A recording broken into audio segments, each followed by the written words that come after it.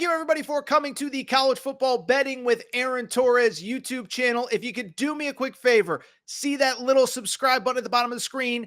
Go ahead, click that subscribe button. It helps our channel grow. It helps our audience grow. I appreciate it more than you know, as we're talking college football on this channel year-round. Appreciate your support. Click that subscribe button. Only one place to start. How about this? Texas at Texas A&M. Saw this right before we started recording on Monday via TickPick. This is, according to TickPick, the most expensive regular season ticket in the history of their website.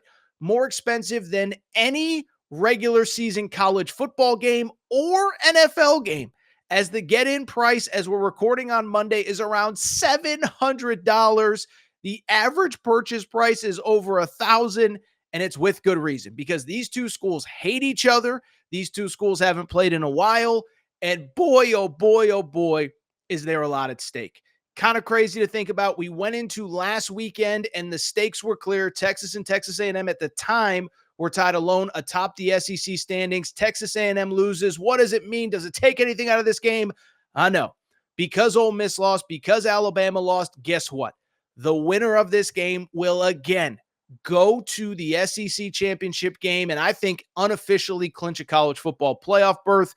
We can have that conversation down the road, because there is so much at stake in this game. Two fascinating teams, and two teams that I'm just so excited for this game. For anybody who is lucky enough to be there, enjoy it, have fun, take it all in. The rest of us are jealous. In terms of this game, listen, the big story coming into this one, we all know what it is. It is obviously the history and the rivalry, but from the Texas A&M side of things, it's the fact that they're coming off a loss. And it was a weird game at Auburn late in the season. Now, transparently, we're going to talk about Auburn in a minute, with Auburn and Alabama in the Iron Bowl. Auburn's not that bad. And I'm not saying that a Texas A&M fan should accept that loss, should be okay with that loss. But at the same time, Auburn has been a tough, competitive team all season long. Could have beaten, probably should have beaten Missouri, should have beaten Oklahoma, could have beaten some other teams, so it doesn't feel good to lose that game, but I think Auburn's probably a little bit better than people realize. And I do think from the Texas A&M side of things, I think there is a little bit of positive that came out of that game. First of all, Texas A&M has been sort of a one-dimensional team offensively for most of this season. The good news is that as Marcel Reed has comfortably taken that starting quarterback spot, he is getting more comfortable in the pocket as a passer. Thought this was probably his best game as a passer, 22 of 35, 297 yards passing, 3 touchdowns in this game. The run game was still very effective for A&M, 167 yards on the ground, 52 carries for the Aggies. Obviously, they're dealing with some injuries in that backfield, but Amari Daniels is still playing very well. 90 yards rushing in that game, 8 touchdowns on the season, including 1 in each of the last 3 games. So Texas A&M, you don't want to lose that game to Auburn. But also, I think the flip side is the offense, I think, is rounding into form. The defense has been good all year. No, I don't take a ton out of the fact that Auburn had success. By the way, if you watch the game, you saw that Auburn jumped on them early. Texas A&M did a much better job in the second half of slowing them down. And then obviously the 43 points in overtime, a lot of that came via the extra period. For Texas, I'll say this about Texas is I've said since pretty much the Michigan game in week 2 that Texas is maybe the best team that I have seen at their best. What I would also say is this is not a team that is playing great football, or I don't want to say that. They're winning games, but I feel like they're leaving something a little bit to be desired. The Kentucky game, if you watched on Saturday, Texas is coming off a home senior day win against Kentucky. If you did not watch that game, Texas was a 20.5-point favorite. They end up winning by 17. It was a weird game where you never really felt like Texas was not going to win that game. But at the same time, it was never one where they just really put their foots on the throat of Kentucky and put them out of their misery. Bottom line was, if you watch the game, Texas does finish with 442 yards of total offense. They ran the ball very effectively, 251 yards on the ground. They did have 2 turnovers, but again, just a weird game where they just, it felt like it was never really in question, but there was never really a doubt that they were going to, there was never really a doubt they were going to lose, but it just never felt like they totally clicked and they totally just buried Kentucky, as I said a minute ago. And so when I look at this game, it is also worth noting that coming in, now we're recording here Monday night, okay? A lot can change between Monday night and Saturday.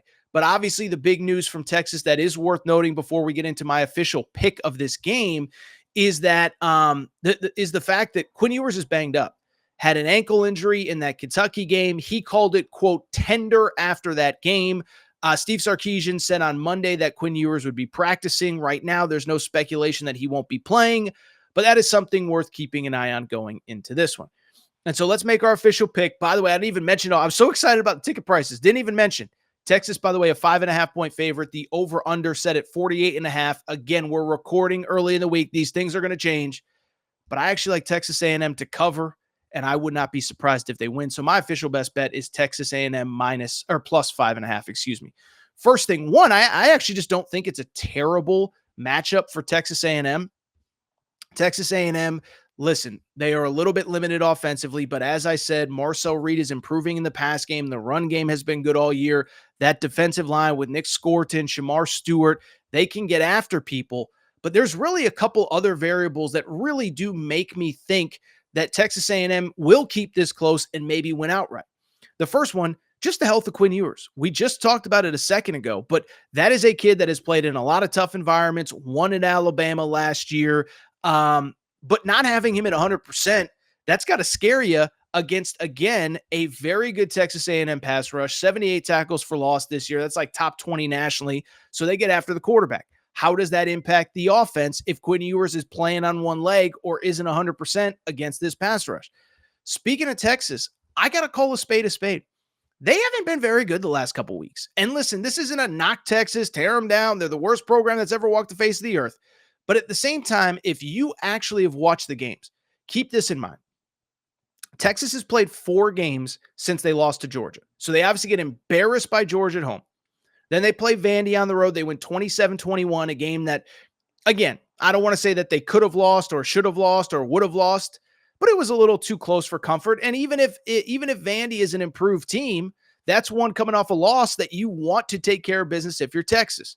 From there, they get a bye. From there, they play a bad Florida. Florida wasn't bad, but they were without DJ Lagway, so that was obviously the third-string quarterback that Florida was down to. So yes, Texas took care of business against Florida with a third-string quarterback that was playing at Yale a year ago. But then the last 2 weeks, Arkansas felt a lot like the Kentucky game that I just described a minute ago. Texas on the road at Arkansas, Texas at home against Kentucky. 2 games where it never really felt like they were going to lose, but it never really felt like they were in control either. And so I look at this team. They haven't been playing great. And here's the other thing. This will be by far the toughest road environment that they have been part of this entire season, right? You look at the fact that Texas has played basically 4 true road games. At Michigan, that one was tough. Credit to them. They took care of business. Vandy, sorry, most of the fans there were were Texas fans. Arkansas, that fan base is down right now. They don't want to, you look at the ticket prices. It was easy to get in. There were a lot of empty seats, a lot of Texas fans at that game. This game will be insane in College Station. You don't need me to tell you, like I said, one of the most expensive tickets in the history of college football, especially in the regular season. That matters to me. And I was even thinking about this. Listen, I don't want to overreact to something, but have we noticed a trend in all these Saturday night college football games on ESPN in the SEC? An awful lot of them are being won by the home teams, right? South Carolina upsets Texas A&M. Alabama gets upset by Oklahoma last week. By the way, Alabama upset Georgia at home. Georgia beats Tennessee. LSU beats Ole Miss. Ole Miss beats this team. Again, Texas A&M beats LSU. And so I bring it up because it has just been so tough to win on the road late in a night game environment. And listen, it's a metaphor for college football right now. You look at college football, There's no easy games. The playing field is kind of flattened, especially in the SEC with the portal, with NIL, with this, with that.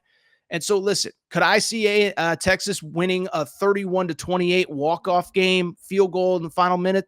Yeah, I could. But I think 5.5 on the road with a quarterback that is not going to be 100%, I think it's way too much. Texas A&M plus 5.5 is my official best bet